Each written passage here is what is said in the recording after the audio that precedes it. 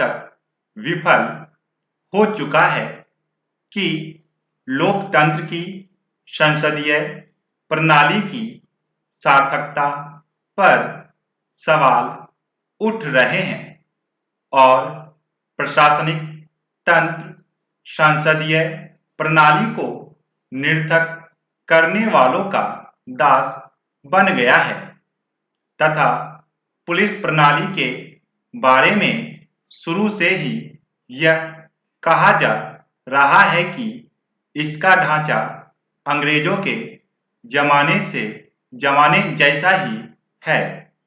Police के रवैये के बारे में तो अंग्रेजों के जमाने से परिचित लोग यह तक कहने लगे हैं कि इससे अच्छी पुलिस तो अंग्रेजों के समय में थी।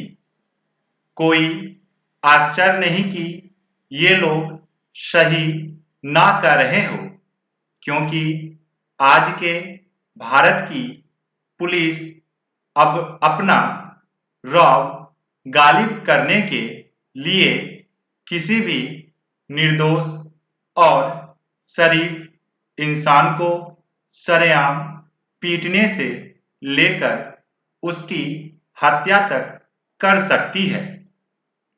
पुलिस का भ्रष्टाचार और उसकी अपराधी प्रवृत्ति ना विचाराधीन यह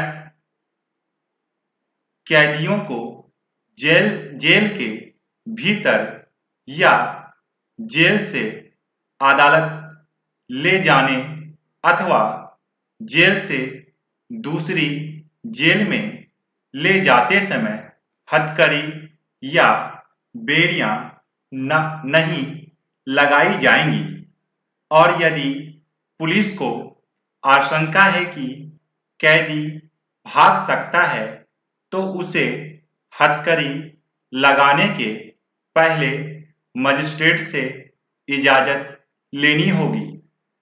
लेकिन क्या इस आदेश के अलावा ऐसे भी आदेशों की आवश्यकता नहीं है?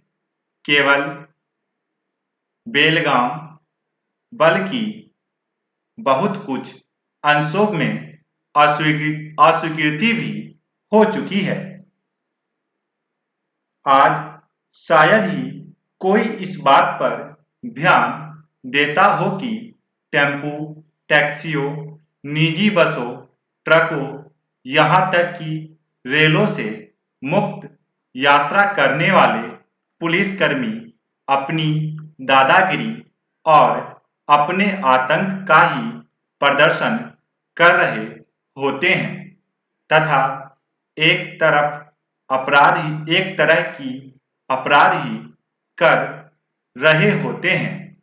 इन वाहनों में पुलिसकर्मियों का मुक्त चलना अब तकनीक भी अस्वाभाविक नहीं माना जाता, क्योंकि आश्चर्य नहीं कि आज से 10-20 साल बाद लोग यह महसूस करना भूल जाएं कि चौराहों पर ट्रकों से अवैध वसूली करने वाले पुलिसकर्मी कोई गलत काम नहीं कर रहे हैं। अभी चंद दिनों पहले सर्वोच्च न्यायालय ने यह आदेश दिया है कि पुलिस राह चलते लोगों पर बिना किसी ठोस कारण के लाठियां नहीं चटका सकती और साधारण नियम कानून का उल्लंघन करने वालों की पिटाई नहीं कर सकती।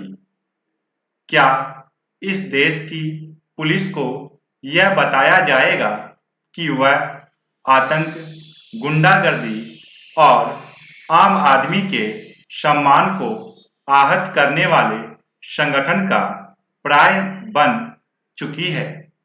जाहिर है कि अपराधी पुलिस वालों के मनोबल की चिंता करने वाले राजनीतिक पुलिस को यह सब नहीं बताने वाले। यह कार्य न्यायपालिका ही कर सकती है।